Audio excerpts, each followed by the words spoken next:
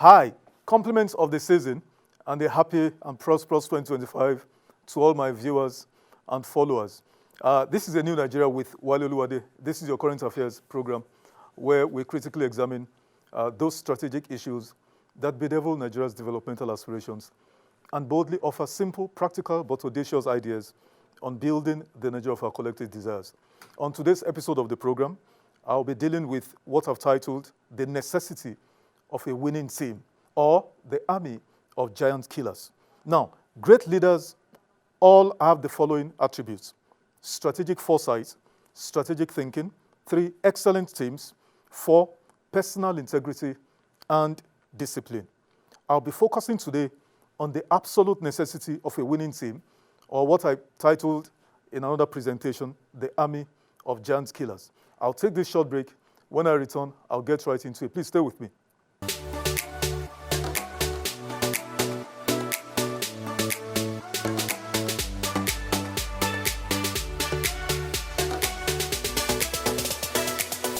Welcome back. Like I said, I'm looking at the absolute necessity of a winning team. In scriptures, the story of King David's awesome accomplishments and legacies fascinates and leaves me enthralled whenever I come across it. It is a timeless blueprint for leaders who are focused on achieving greatness. Bible students know David from his youth was already a giant killer. Indeed, he had previously killed a lion and bear all before age 17 when he voluntarily offered to confront and killed Goliath, the Philistine giant and warrior. Later on, when David became a leader of a renegade army, he wasn't confused as to what qualities to identify in his team selection. David wasn't just a superstar surrounded by Lilliputians or dwarfs, sycophants, or court jesters. David was a superstar warrior surrounded by mega superstar warriors. In essence, David surrounded himself with greater giant killers than himself. Here's a brief description of just 5 of the men that constituted King David's inner circle of 30. I'm just picking 5 amongst this top 30. They are called the mighty men of David. Some versions of scriptures call them David's special forces. These are the precursor of present-day Navy SEALs. And I'll start with number 1, Adino the Eznite. This guy killed 800 men at one time. This guy, Adino the Eznite, killed 800 Philistine soldiers at a time. Number 2, Eleazar. He attacked the Philistine soldiers until his hand, the palm of his hand, got stuck to the sword he was fighting with. He fought to the point where the palm of his hand got stuck to the handle of the sword. Number 3, Shammah. This also killed a great number of Philistine soldiers. Number 4, Abishai, who killed 300 Philistine soldiers at a time. Number 5, Benaiah. This is interesting. This guy killed 2 lion-like heroes of the Philistines. He also killed a spectacular Egyptian who had a spear where he, that is Benaiah, had just his bare hands. He wrested the spear from the hands of the Egyptian and killed him with it. Now, this guy also killed a lion which was trapped in a pit on a snowy day. You know what? When David reigned as king over Israel for 40 years, it was known home and abroad. You didn't monkey around King David or his mighty men. Why? They were valiant and fearsome warriors, and they were wise like angels too. So I bring this home. Nigeria needs giant killers now more than ever before in our history. Why? Everywhere you look across our nation's landscape, there are giants or great obstacles confronting Nigeria and holding this country's progress down. So at the federal, states, and local governments, we need giant killers, speaking metaphorically, of course. For the federal government of Nigeria, I'll list some of the giants or dragons that need slaying and the individuals that I believe possesses the strategic capabilities to get the job done. And the time is now. Why is this important? The current team of President Bola Ahmed Tinubu, in my considered opinion, is lackluster and cannot save Nigeria. with the notable exception of 3: FCT Minister, Interior Minister, and the Health Minister. In short, the current team largely is a team that is guaranteed to deliver more of what it's delivered since inception. To change this certain negative outcome, here are my suggestions for a winning team, and these are in order of strategic priorities. Number 1, the first monster we need to slay as a nation is the power conundrum, the power sector, electricity. And the giant killer I'm recommending is Barrister Nyesom Ezenwo-Wike. Like or hate him, Barrister Wike delivers. He has an action-oriented mindset. He gets the job done and isn't afraid to ruffle feathers or step on toes. We had a minister here in the FCT who slept on duty practically for 8 solid years. Now, if you move Wike from FCT, where I think he's overstayed his welcome, move him to the power sector with a target, just one single target, guaranteed 10,000 megawatts distribution of electricity by 2027. Give Barrister Wike single target, guaranteed distribution of 10,000 megawatts of electricity to homes and businesses across Nigeria. Wike can slay the dragons that have kept Nigeria in darkness, for decades. You may wish to appoint Professor Ayo, a power expert, to support Barrister Wike as your special advisor or Minister for State, at least to provide some intellectual and technical expertise to guide Barrister Wike. Number 2, a monster that needs to be slayed is hunger, mass hunger, food crisis we face. After Dr. Akiwumi Adesina's tenure as Minister for Agric, nothing has happened in that ministry of significance. Dr. Adesina, however, has mentored his former chief of staff, who is now director of the special agro-industrial zones across Africa, a multi-billion-dollar agricultural scheme revolutionizing food production and export-led agriculture all over Africa and Nigeria. The man is Professor Oyeyinka, Professor Oyebanji Oyeyinka Oyelaron. Now, if you appoint Professor Oyebanji Oyelaron, you give him one target. Number 1, the following targets: reduce food inflation to single digits. Number 2, end the menace, the scourge of hunger and food shortage within 2 years. And lastly, export-led cash crop production to earn foreign exchange. Agriculture, if we get this agriculture value chain right, we can take millions of people, off unemployment debacle that we face. Number 3, insecurity is the monster we need to deal with. Banditry, terrorism, kidnapping, and general crimes all over Nigeria. The giant killer I'm recommending is General Professor Abdulrahman Dambazao. This is a former Chief of Army Staff and Interior Minister. How the President left Professor Dambazao, or General Dambazao, to appoint 2 politicians as Minister for Defense is something that I can never understand. Now, what target would the President give General Dambazao? End terrorism, banditry, and kidnapping within the next 2 years. No stories and no excuses taken from him. I believe Nigeria is wasting scarce resources on a phantom war rather than channeling this to human development. The current 2025 appropriation bill sent to the National Assembly has defense and security. The budget provision is 4.9 trillion. Half of that could have been channeled to education and healthcare. Now, this monster of insecurity has since become a cash cow for some in the military hierarchy and even some contractors in that. And that nonsense has got to stop now. Number 4 monster we need to deal with and crush is mass poverty. I mean, people are dying. Just this month, last month, people died because of food. People are stampeded to death, scrounging for food. The giant killer I'm recommending is Barrister Solomon Dalong. He's a man with a good heart and is passionate about this subject. I cannot overstate the strategic importance of eradicating poverty from Nigeria. The target is we can and must eradicate poverty from Nigeria in the next 2 years. How do we do this? Number one, massive imports of foods and mass transit buses to crash the prices of foods and transportation. Now, these twin devils, that is food inflation and exorbitant rates of transportation, are the key drivers of the hyperinflation in Nigeria today.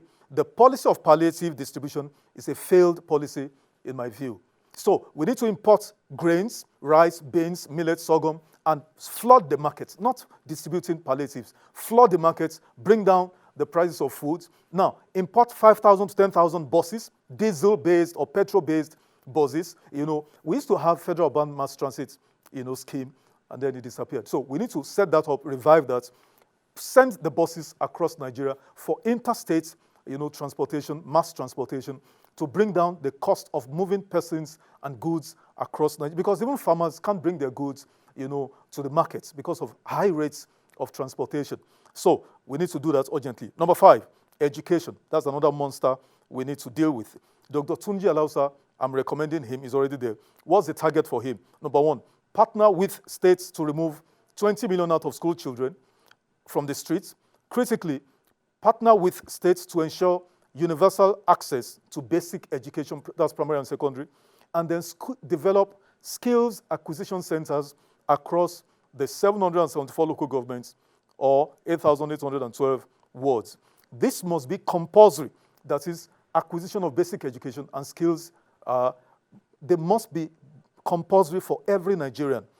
Now, the critical target for the Minister for Education would be the establishment of the Nigerian merit-based tertiary education scheme, which will be focused on STEM, the STEM discipline, science, technology, engineering, and maths.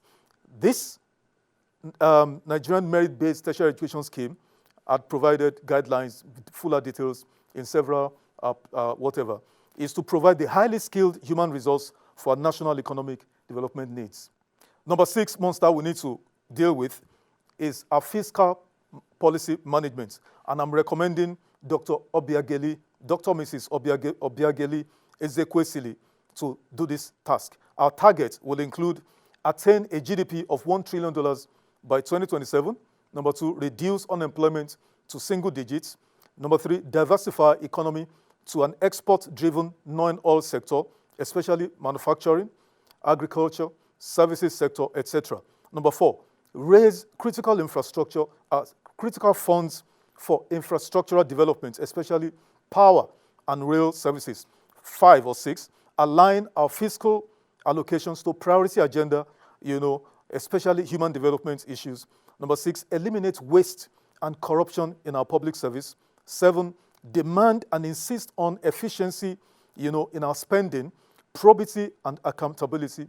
And lastly, manage our debt that has ballooned out of proportion on a sustainable basis.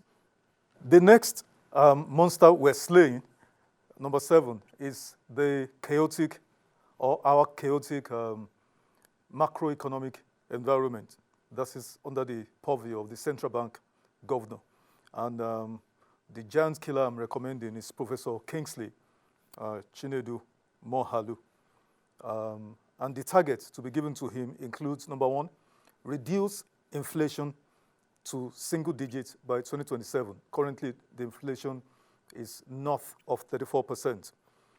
Number 2, reduce interest rates, currently over 30%.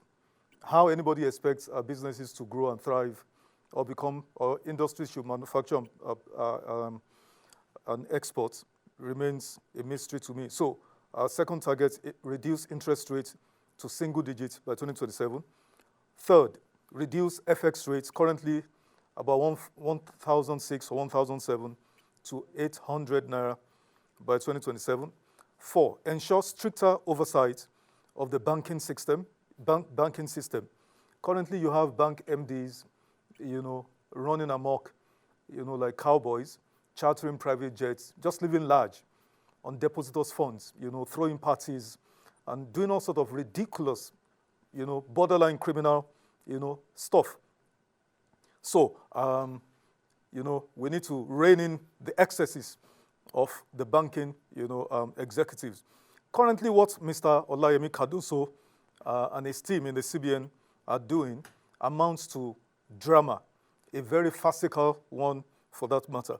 The boring, pedantic ritual of bi-monthly MPC, that's Monetary Policy Committee meeting, is comical, to say the least. Gathering together a team of journalists and regaling them with, increasing the interest rates by 0.2, whatever basis rate, asymmetric corridor, CRR rates, and all of that. Sheer incompetence, putting it mildly. We need to think outside the box, to address our macroeconomic environment. And I think Professor Kingsley Mohalu, like I said, who was a deputy governor in that institution under President Goodluck Jonathan as president, and Malam Sanusi Lamido as CBN governor, is the best person to do this job, in my opinion. The eighth monster we need to slay is the Budget and National Planning Ministry.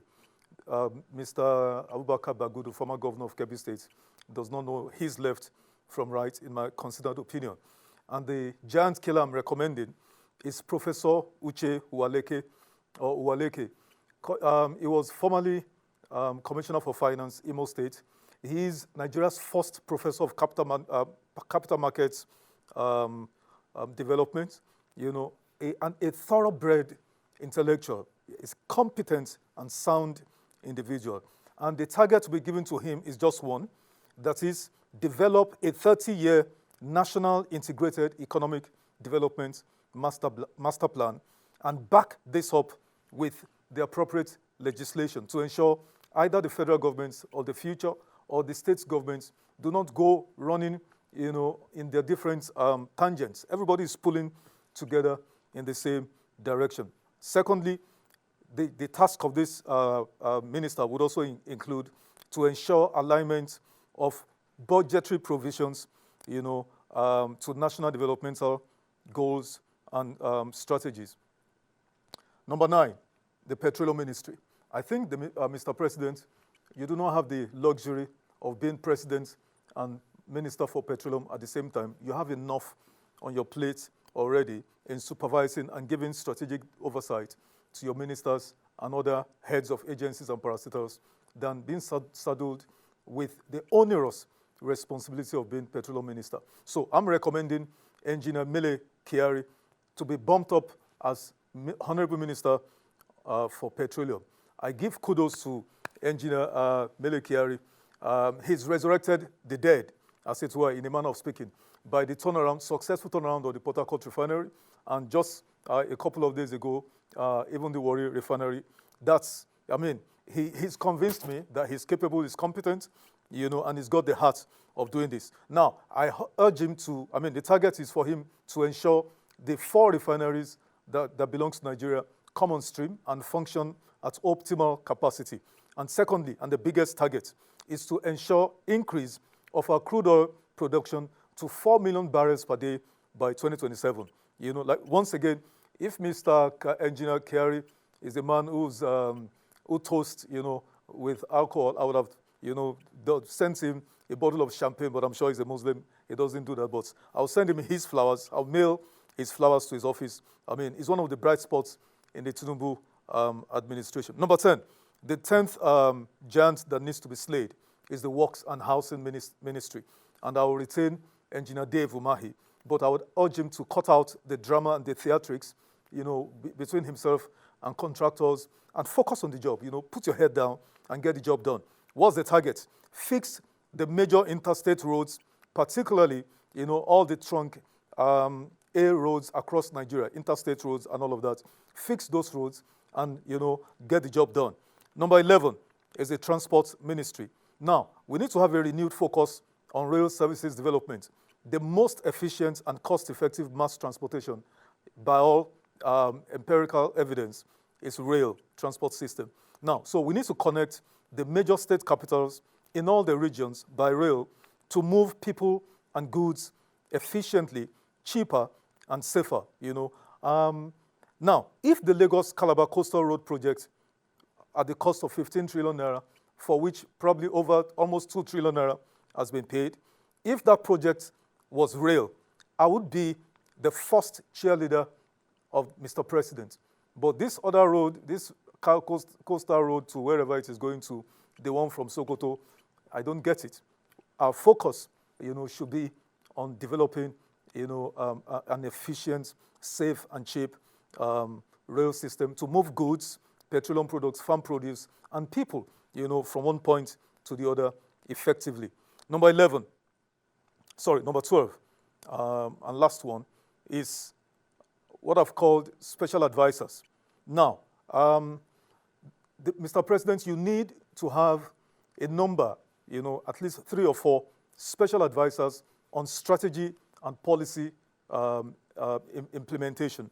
Now, I admire greatly Ms. Hadiza Bala Usman, competent lady, but the job is too much for her. I see her, interfacing with these ministers, whom I think in the first place, 48 ministers, 2/3 of them don't even know what is going on. Your relative, former governor of Osun State, Isiaka Oyetola, has been sleeping for 2 years. Allow him to go run for his second term in Osun State. And there are so many others in your cabinet who have absolutely no business being in that cabinet. So we need to trim down, the number of ministers in your cabinet, Mr. President. But back to having additional 2 or 3 special advisors on strategy and policy execution. I go back to the story of David.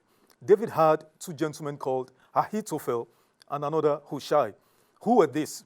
They were the king's most trusted, dependable, reliable, wise, bold, and highly intelligent advisors. When they spoke to the king and the king, took their advice, they always succeeded. You need people around you, trusted, able, very, extremely wise advisors who are able to look you in the eye and tell you the truth, break it down, for you in the way you can understand. You don't need yes men, you don't need sycophants who will not be able to rein in your impulses or tell you as it is. Now, I've said all of this, Mr. President.